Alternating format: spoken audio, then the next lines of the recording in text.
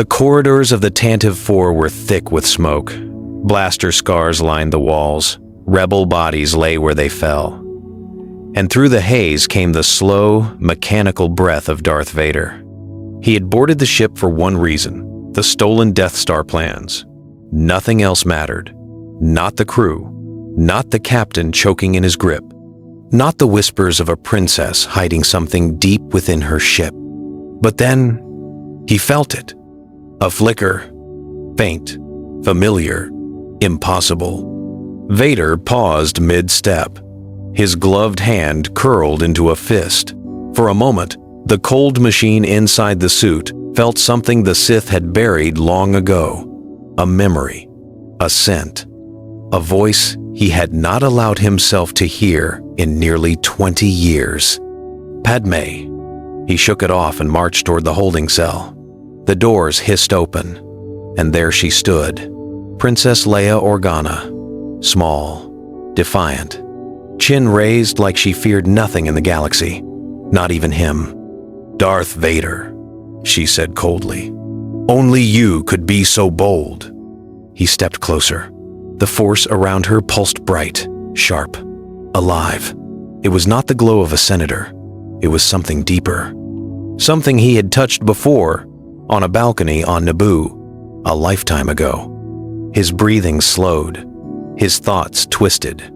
Who is this child? He raised a hand to interrogate her and stopped, because somewhere beneath the helmet, beneath the scars, beneath the Sith, Anakin Skywalker stirred. And for the first time in 19 years, he hesitated. The Death Star hung above Alderaan like a steel moon. Inside the command deck, Grand Moff Tarkin watched the blue-green planet spin below. Calm, cruel, certain. "Princess Leia," he said, "before your execution, you will witness the destruction of your homeworld." Leia's eyes burned. "No!" But Vader did not move. The Sith Lord stood frozen behind Tarkin, his breathing slow, heavy, uneven. The whisper in the Force had not stopped. It had grown louder, sharper.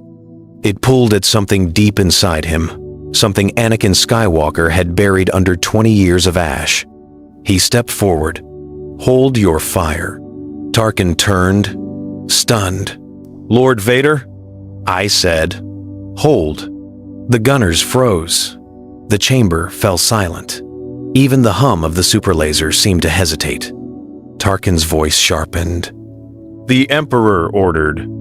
Vader raised a single gloved hand. Tarkin's throat tightened. Just enough. Just a warning. "The girl," Vader said slowly, "comes with me." He turned, his cape sweeping behind him, and seized Leia by the arm. She struggled. She kicked. She cursed him in a voice so familiar it nearly broke him. "Let me go, you monster." But he did not answer. He could not. He marched her through the silent corridors of the Death Star, past frozen officers, past stunned stormtroopers, straight to his personal shuttle. The ramp hissed shut behind them. The engines roared to life. And as the shuttle tore away from the station, Alderaan, still spinning untouched below Darth Vader, stared at the trembling young woman beside him and prepared to learn the truth that would shatter the Empire. The shuttle drifted in deep space, far from the Death Star, far from prying eyes. Inside the medical bay, Leia sat strapped to a cold steel chair. 2 medical droids hovered beside her, sterile and silent. Vader stood over her like a black tower, his breathing the only sound in the room. "What do you want from me?" Leia spat. He did not answer. A needle slid into her arm. She winced, but refused to cry out. A small vial, filled with red. The droid carried it to the scanner. Lights blinked. Numbers scrolled. And then, the machine froze. A single line of text glowed on the screen. Genetic match. Skywalker. Anakin. Paternal. Confirmed. Vader did not move. He did not speak. He simply stared. The hiss of his respirator filled the chamber slow, mechanical, broken.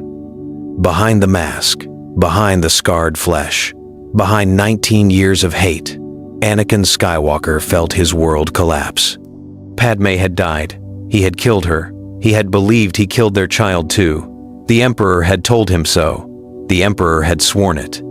But here she sat, alive, breathing, glaring at him with Padme's eyes and his own fire. "What is it?" Leia whispered, suddenly afraid. Vader turned toward her, slowly, carefully, as if she might break. "Princess," his voice cracked through the vocoder. "What was the name of the family that raised you?" She hesitated. "Organa, Bail Organa of Alderaan." A long silence. Then quietly, almost human Vader said, "He lied to you." The shuttle returned to the Death Star in silence. Vader walked the corridors like a storm given shape. Stormtroopers stepped aside. Officers lowered their eyes. Even the droids seemed to sense it. Something inside the Dark Lord had broken, and something far more dangerous had taken its place. He marched straight to the command deck. The doors slid open with a hiss. Tarkin turned, irritation already on his thin lips. "Lord Vader, your behavior earlier was..." He never finished. Vader raised his hand. Tarkin's throat snapped shut. His eyes bulged. His fingers clawed at an invisible grip. The officers around him froze, stunned, watching the most feared man in the Imperial Navy lifted slowly off the floor. "You," Vader hissed, "tried to murder my blood." Tarkin gasped, choking. Vader, the Emperor. "We'll learn soon enough." A sharp, sickening crack echoed through the chamber. Tarkin's body dropped, lifeless, to the polished floor. The command deck went silent. Vader turned slowly, his red lenses sweeping across every officer. "This station now answers to me." No one moved. No one dared. One by one, the officers knelt. Within the hour, Vader had locked down communications.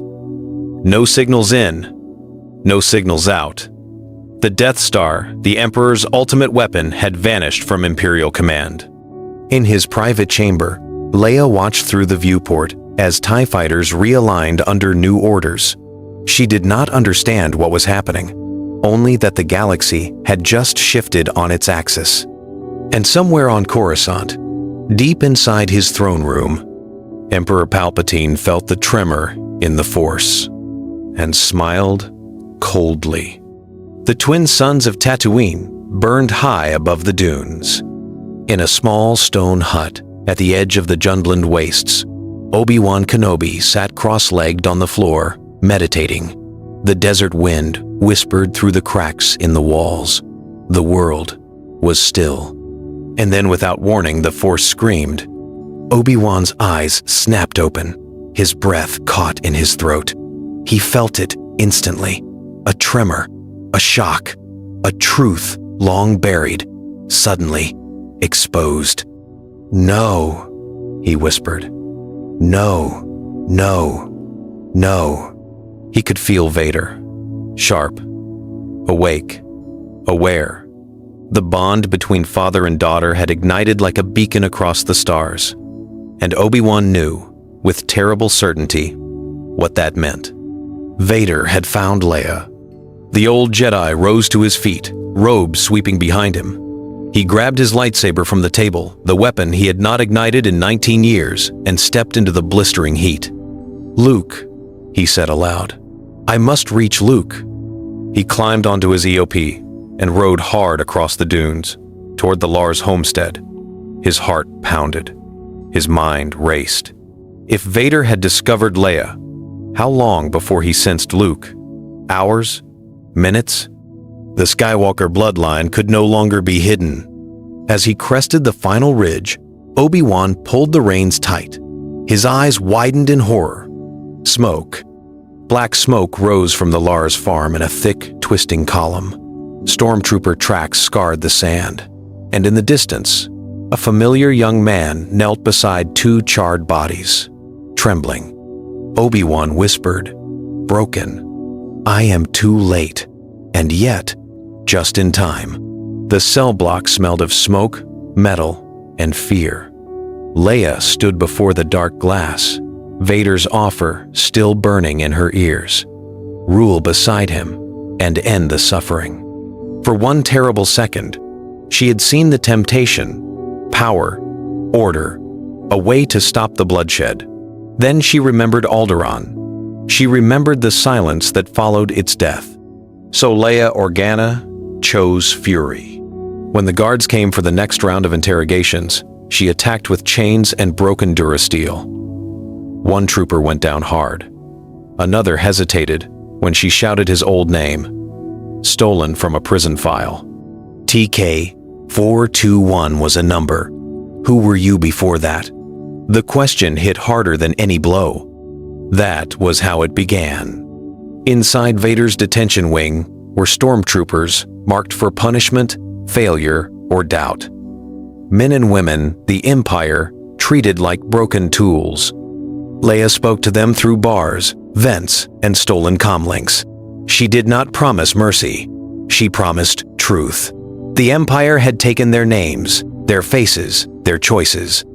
It would take the rest, if they let it. One by one, helmets turned. A sergeant from Corellia smuggled her a blaster cell. A medic from Karita cut power to the restraint fields. 2 guards opened an armory and sealed the cameras. When the prison alarms finally screamed, they did not run. They rose. Blaster fire ripped through the corridor. White armor split into rebel lines inside Imperial steel. Leia moved at the center like a spark in dry grass, fierce and impossible to stop. By the time Vader sensed the betrayal, half the detention block was burning and his own troops were shouting her name. Then the blast doors opened. At the far end of the hall, Darth Vader stepped through the smoke, lightsaber blazing red, and behind him marched the Emperor's guards. Leia had turned prisoners into rebels. Now she had to face the father she defied, before the Emperor's hand closed around them all. Palpatine finally sees the truth. Leia and Luke are not just symbols of hope, they are a direct threat to his control. So he sends the Inquisitors to kill both Skywalker children at once. And for the first time, Vader turns toward the rebel fleet not as a hunter, but as a shield. The Emperor wasted no time. When news of Leia's prison revolt reached Coruscant, Palpatine saw the danger at once. Vader had failed to break his daughter, and Luke Skywalker lived beyond Imperial reach. Together, the twins were no longer bait. They were a threat to his throne. So Palpatine unleashed the Inquisitors. Black ships cut through hyperspace like knives. Their orders were simple. Find the Skywalker children, kill them both, and if Vader interfered, brand him a traitor. Across the Outer Rim, whispers of red blades and burned safe houses spread faster than rebel signals. Entire cells vanished in a single night. Leia escaped the prison inferno with stolen troops and a stolen shuttle, but freedom lasted minutes. An Inquisitor cruiser dropped from the void and tore through her escort. On the bridge, alarms screamed. "They found us," a former stormtrooper said. Leia held her ground. "Then we make them pay for every meter." Far away, Luke felt the deaths like cold iron in the Force.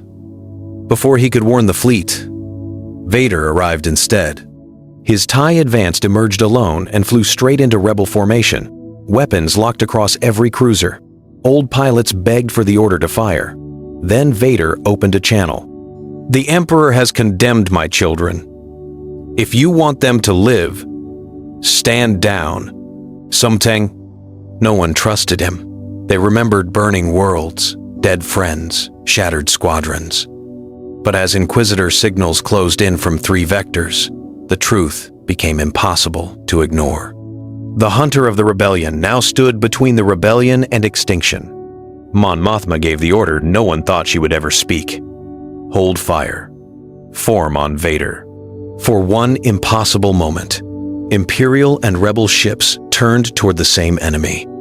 Then the Inquisitor vessel arrived, its hangar doors opening to release an execution force. Vader had chosen the unthinkable. But as the Dark Warriors descended, even he could feel it. This was no rescue. This was the beginning of a war inside the war. Yavin filled the viewport like a promise and a warning. Rebel pilots raced across the black, chasing the one shot that could save the galaxy. Above them, the Death Star moved with slow, cruel certainty, its super laser charging for another world-ending strike. Leia stood on the command deck of a stolen Corvette, still wearing scorched armor from the prison revolt that had carried her here. Beside her, officers shouted distances and shield readings, but she only heard her breath. Somewhere in the battle, Luke flew toward destiny. Somewhere else, Darth Vader closed in. Every path between them led through fire. On the other side of the battle, Vader's TIE advanced, cut through green fire with brutal grace. His scanners marked rebel fighters, torpedo vectors, and the weak line of ships shielding the moon. Yet his mind was not on the trench. It was on the command that had come from Coruscant. Palpatine had sent Inquisitors to finish Luke and Leia if Vader failed. There would be no mercy, no second chance, and no future for the blood he had only just claimed. In that truth, something ancient stirred inside him. Not Anakin fully, not yet. But something refused to kneel. He broke formation without warning. 2 wingmen followed by instinct, then a third, then the rest of Black Squadron. Imperial voices snapped over comms, demanding correction, ordering pursuit, threatening court-martial, and death. Vader answered by firing into a Death Star turret bank. The first blast stunned every pilot watching. The second tore an emplaced cannon from its mount and sent bodies spinning into vacuum. In an instant, the battle changed shape. Rebel X-Wings scattered in shock. Imperial controllers screamed betrayal. For the first time since the Clone Wars, Vader's pilots turned their guns on the Empire to protect Skywalkers both. Leia saw the impossible on her forward screen. TIE fighters dove between her Corvette and the Death Star batteries, taking hits meant for rebel ships. One pilot rolled, clipped a laser tower, and vanished in white flame rather than break cover. Another raked the trench mouth clean so Red Squadron could enter. The bridge crew stared, frozen between hope and panic. Then a private channel opened, and Vader's voice filled the deck like thunder held on a chain. "Princess, if you want your brother alive, order your pilots to trust me for 10 minutes. Leia's fingers tightened on the rail. She gave the order. Rebel pilots cursed her, questioned her, then obeyed because the battle left no time for debate. Luke heard the command while skimming the trench wall. Proton torpedoes armed, sweat burning in his eyes. He looked up just in time to see Vader's fighter slam head-on into an Imperial interceptor trying to lock onto him. The blast spun both craft apart. Vader somehow recovered. The interceptor did not. Luke's breath caught. Ben's old lessons, the hidden truth of his father, Leia's message, and the madness before him all collided at once. The Force did not explain anything. Inside the Death Star, confusion spread faster than fire. Gunners fired on rebel craft, then on TIEs, then stopped entirely when Black Squadron codes overrode local commands. Officers drew blasters on each other in the control pits. Some called it a hack, some called it treason. Grand Moff Tarkin called it weakness and ordered the super laser to continue charging. He would kill Yavin 4, the rebel base, the moon, and every inconvenient witness in one stroke. Yet the station's firing cycle had shifted. Turret damage, rerouted power, and sabotage from defecting pilots bought minutes. Tarkin had no time left now. The Inquisitors arrived before anyone could seize control. Their shuttle dropped into the battle, black wings folding as if the void itself carried them. 2 TIE bombers escorting it peeled away and struck a rebel frigate across the spine. Then the shuttle drove toward Leia's Corvette. Vader felt them before sensors marked them. The Inquisitor was dead in another life, but others had filled the Emperor's kennel. the fifth brother, the seventh sister, and a hunter cloaked in armor, silent in the Force like a wound. They had come to kill the children and the father who defended them all. Leia did not wait for them to board. She grabbed a carbine, drew the stolen saber she barely knew how to use, and ran for the docking ring with a squad of ex-stormtroopers at her back. The corridor shook under incoming fire. Seals burst. Smoke rolled low across the deck. When the first hatch blew inward, the seventh sister came through, spinning twin blades, cutting two defenders down before they could scream.